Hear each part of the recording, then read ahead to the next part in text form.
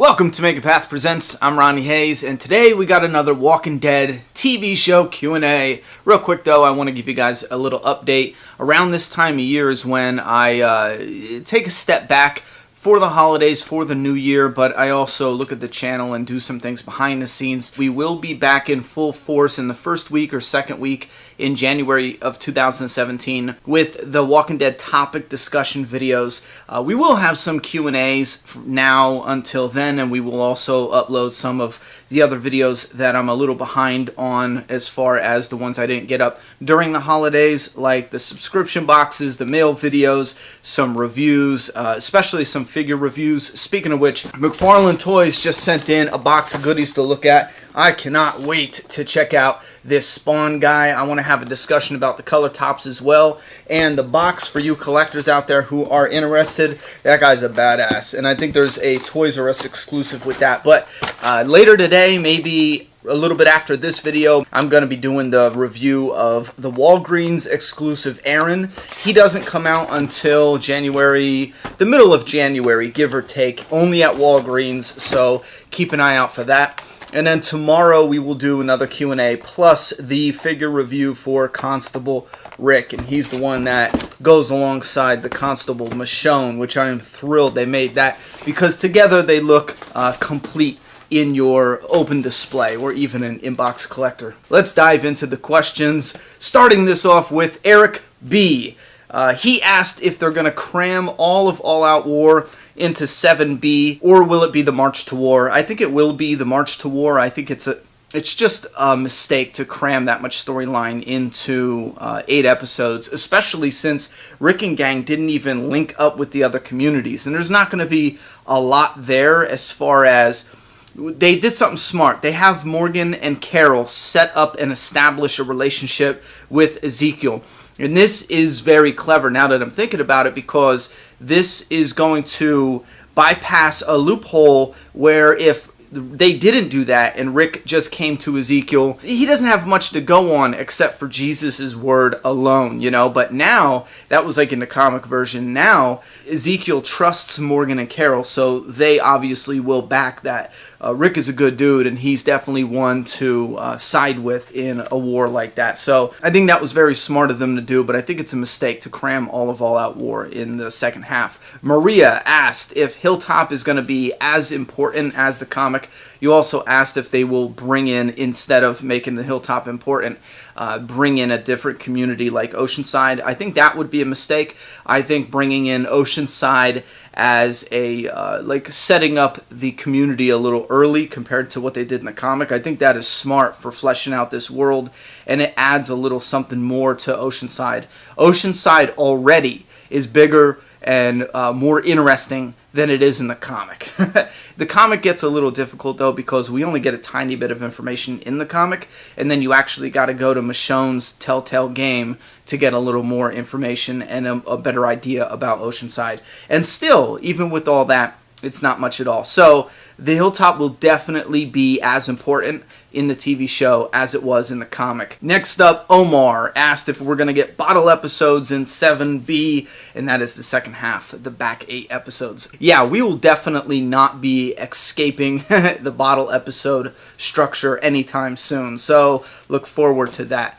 Dylan C. asked if the Whispers are going to come in Season 8 or 9, and I think that's a really good guess. I'm afraid they're going to bring them in Season 8, because I don't think that the time between seasons is a big enough break to set up the story that comes after All Out War. So, as far as the Whispers and the New Beginning. So I'm really hoping it's in Season 9. That's what I'm hoping for. Ramir J. TV and comic Negan, you're asking if he is redeemable in any way, shape, or form. And that's a solid hell the fuck no. He killed Glenn. There's no redemption for that. Comic Negan. In the TV show, well, you know what? I take that back. In both the TV show and both the comic, he killed Glenn and Abraham. Technically, he did, even though Dwight killed Abraham in the comic, and it was a different time. It was a couple days difference, something like that. He's still responsible for it indirectly and then directly. And on the TV show, it's directly for both of them. It was brutal. It was disturbing. Interesting as hell. A great part of the story as far as this villain's introduction. And that is one thing that frustrates me with the fan base. When I talk about liking Negan so much, I always get that little cluster of fans that act as if I condone his actions. You know, like I am fine with lining up survivors and beating their heads in real life. That's just not how it works. This is a TV show. I just want an interesting story, good life, good death for the characters, and that's that. Keep it moving, you know? So I love Negan, especially as a villain. With that being said, no, there's just no way to redeem him. He killed Glenn, dude. You know? As far as Heath, you have that there's foreshadowing. That's interesting. I really hope that's wrong, but basically what you're asking is that when Tara saw the walker and she thought it was Heath, is that foreshadowing of him becoming a whisperer? And I hope not. If they do that, I will rant like a son of a bitch. Picture Heath and Glenn back at the Savior Outpost. Before that, even before they went into the outpost, go back and watch and look at the subtleties in their conversation about how much it bothers Heath to kill humans, you know, to kill other living beings. And then picture him being okay raping little girls. You know what I mean?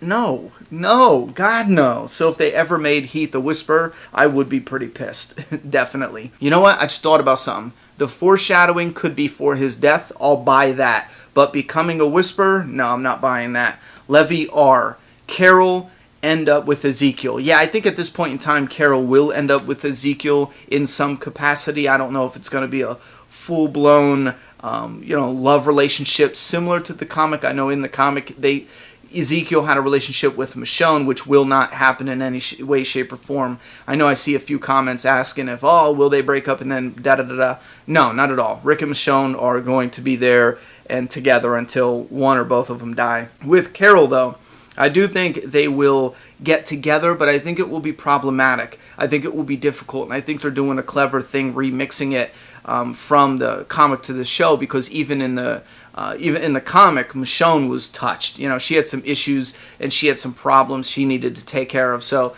their relationship was real rocky. It had a good start, you know, but once the dust settled, figuratively and literally, it got a little rocky. Michonne got in her own head, and that caused her to pull away from the relationship. Staying as spoiler-free as I can. I do think they're going to do something similar to that with Carol, you know, so I do think she's going to take some comfort in Ezekiel, but maybe in the end they'll remix it where there's also some friction there and she feels like she can't make that connection, you know? Or they might do something interesting and have one of the characters killed earlier than in the comic as far as Ezekiel. Carol's already been dead. Next up, Eric B. Will Negan search the hilltop for Daryl? This is interesting. This is something that's really interesting. What's the timeline here? I know they wanted to put Daryl giving Rick his gun at the mid-season finale, but if we give it some serious thought, how much time is going to pass in this back half? We already know Rick went from Alexandria to the hilltop, which is not a quick drive. You know, it's not right down the street.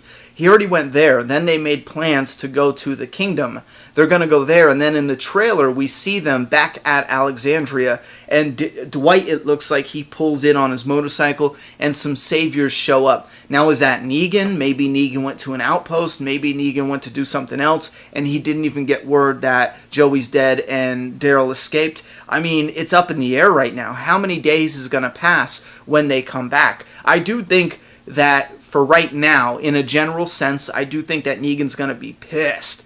But I do also believe that Negan might believe before he even gets to Alexandria that Daryl would never risk going back to Alexandria, so maybe Negan has a couple search parties go and search the areas around the sanctuary. Maybe he does have a couple people spy on Alexandria, spy on the other communities. If I was in Negan's shoes, I would not just go barging into a community and start searching house to house, because that's obviously the most predictable thing for somebody to do in this situation. So I would just spy. You know, I would probably show up, poke around, maybe tease, maybe antagonize a little bit.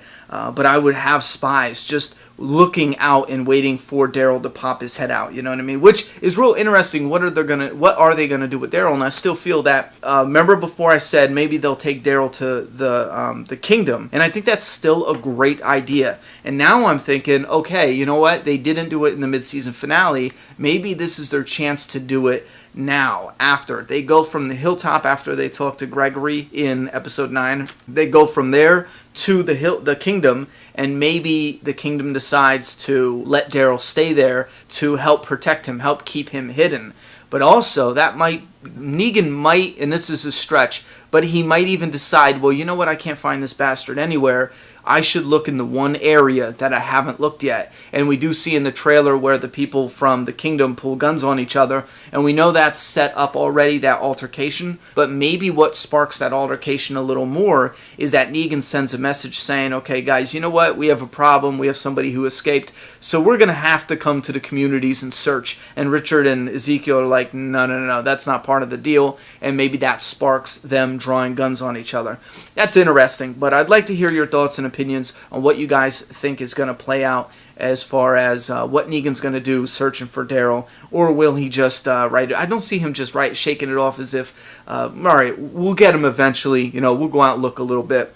I just see him being pretty pissed and wanting to hurt Daryl for that, Next up, Terry C. Ezekiel, will he play a larger part in 7B?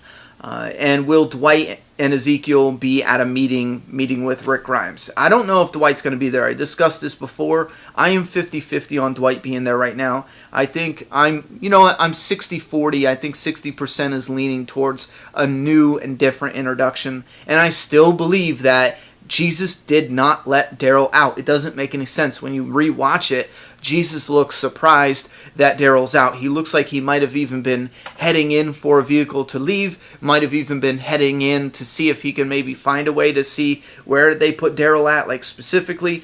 I know just saying, oh, lock him up is not going to tell Jesus enough information. Lock him up where? This is a factory.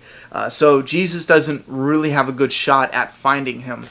With that being said, I think Dwight is going to simply say, dude, I gave you the mash. And Daryl is the only one who knows about that note. You know what I mean? So I think that's why it was set up like that. As far as Ezekiel playing a bigger role, that's tough because the way they're structuring these episodes with the bottle episodes. If they were blending the episodes, I think there's a better chance he will play a bigger role. But as bottle episodes, I don't think so. I think we're going to get pretty much an even amount from comic to show. Yeah, I feel good with that. Harry, what's my hopes for 7B? A very intense and suspenseful build-up to war. I don't want war yet. I love that build-up. That anticipation, it's about to explode with potential. It's just insane.